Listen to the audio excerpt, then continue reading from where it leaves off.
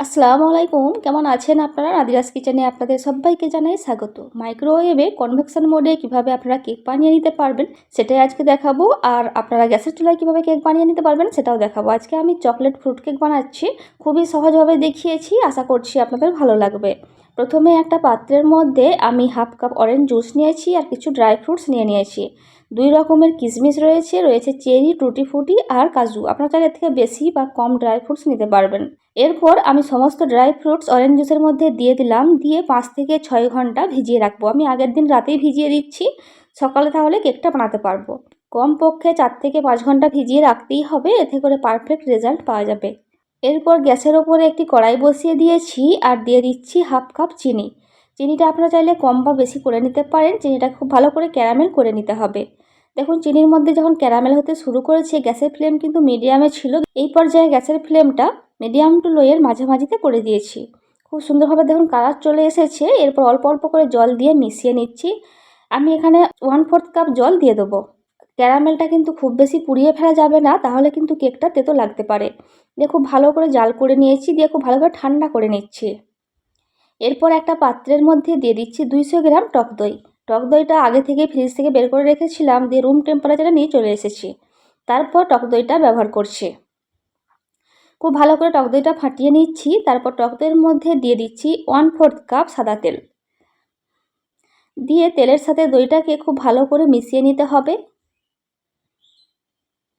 খুব ভালো করে মেশানো হয়ে গেছে। এই পর্যায়ে আমি একটা স্ট্রেনার বসিয়ে দিলাম, তার মধ্যে 1.5 কাপ ময়দা দিয়ে দিচ্ছি। এরপর দিচ্ছি লবঙ্গ, দারচিনি, এলাচের পাউডার হাফ চা চামচ। এটা দেওয়ার কারণে একেবারে বেকারির মতো সুন্দর একটা ফ্লেভার আসবে কেকের মধ্যে। হাফ চা চামচ লবণ দিয়ে দিলাম আর দিয়ে দিচ্ছি কোকোয়া পাউডার 2 চা চামচ। আমি এখানে উইকফিল্ডের কোকোয়া পাউডারটা ব্যবহার করেছি।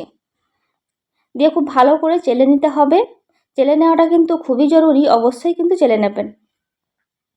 খুব ভালো করে চেলে নেওয়া হয়ে গেছে। দিয়ে খুব ভালো করে ময়দাটাকে দইয়ের সাথে মিশিয়ে নিয়েছি। এরপর ওপর থেকে ক্যারামেলটা আমি একটু ছেঁকে দিচ্ছি। যদি ক্যারামেলের মধ্যে গোটা চিনি থেকে থাকে তাহলে কিন্তু খুব সুন্দরভাবে সেটা ছাঁকা হয়ে যাবে, তাই চেষ্টা করবেন ক্যারামেলটাকে ছেঁকে দেওয়ার। দিয়ে খুব ভালো করে ছেঁকে দিয়ে দিয়েছি। দিয়ে খুব ভালো করে মিশিয়ে নিচ্ছি। এখানে কিন্তু কোনো রকম আমি জলের ব্যবহার করিনি, এই ক্যারামেল দিয়ে খুব ভালো করে ব্যাটারটা তৈরি করে নিয়েছি।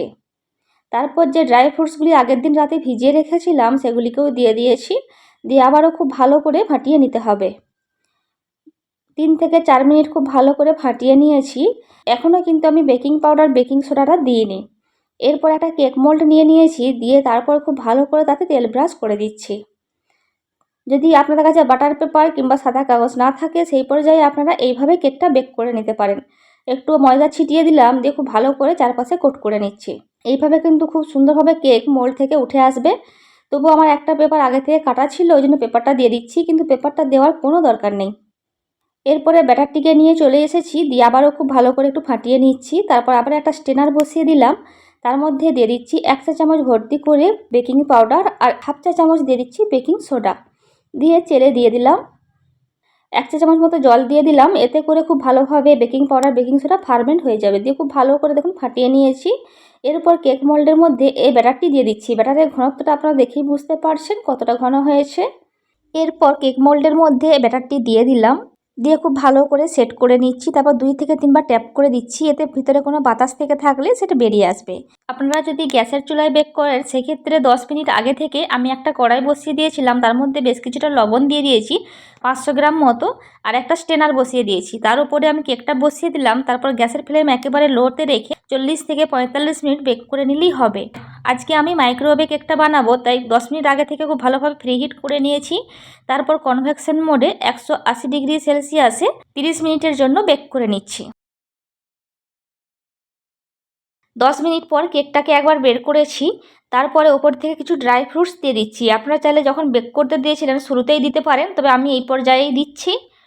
দিয়ে আবারও মাইক্রোওয়েভের মধ্যে দিয়ে দিচ্ছি। 30 মিনিট পর কেকটাকে নিয়ে চলে এসেছি, আর দেখুন খুব সুন্দরভাবে কিন্তু কেকটার মধ্যে একটা কালার চলে এসেছে, আর কেকটাও খুব সুন্দরভাবে বেক হয়ে গেছে।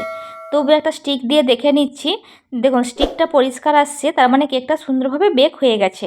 এবার কেকটিকে খুব ভালো করে ঠান্ডা করে নিতে হবে। ওপর থেকে একটা কাপড় দিয়ে দিচ্ছি, দিয়ে 2 ঘন্টার জন্য ঠান্ডা হতে দিচ্ছি। কেক যতক্ষণ গরম থাকে কেকের কিন্তু কুকিং প্রসেস চলতে থাকে, তাই অবশ্যই খুব ভালো করে ঠান্ডা করে নিতে হবে। 2 ঘন্টা পর নিয়ে চলে এসেছি। এবার কেকটা মোল্ড থেকে বের করে নিচ্ছি। দেখুন খুব সহজেই কিন্তু কেকটা মোল্ড থেকে বেরিয়ে আসলো। আর দেখুন কতটা সুন্দরভাবে কালার এসেছে আর কতটা সফট হয়েছে। বাড়িতে অবশ্যই এই রেসিপিটা একবার হলেও বানাবেন, তারপর আমাকে কমেন্ট করে জানাবেন আপনাদের কেকটা কেমন হয়েছে। ভালো লাগলে অবশ্যই একটা লাইক দেবেন। আরও কয়েকটি কেকের রেসিপি আমার চ্যানেলে দেওয়া আছে, আপনারা চাইলে দেখতে পারেন।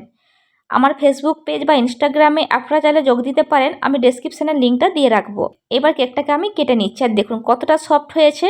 দেখুন কতটা সফট হয়েছে সেটা আপনারা দেখতেই পাচ্ছেন, কতটা স্পঞ্জি হয়েছে। সেম রেসিপি ফলো করলে আপনারাও কিন্তু এই ক্রিসমাসে এরকম চকলেট ফ্রুট কেক বানিয়ে নিতে পারবেন। এই রেসিপি সংক্রান্ত কোনো কোয়ারিজ থাকলে আমাকে অবশ্যই কমেন্ট করে জানাবেন, আমি অবশ্যই আপনাদের রিপ্লাই করব। আরও নতুন কোনো রেসিপি দেখতে চাইলে সেটাও আমাকে কমেন্ট করে জানাবেন, আমি অবশ্যই চেষ্টা করব আপনাদের বানিয়ে দেখানোর। ভিডিওটা এখানেই শেষ করছি, ভালো থাকবেন সবাই, আমাদের দোয়া করবেন, আমার রেসিপিগুলি দেখবেন। খোদা হাফেজ।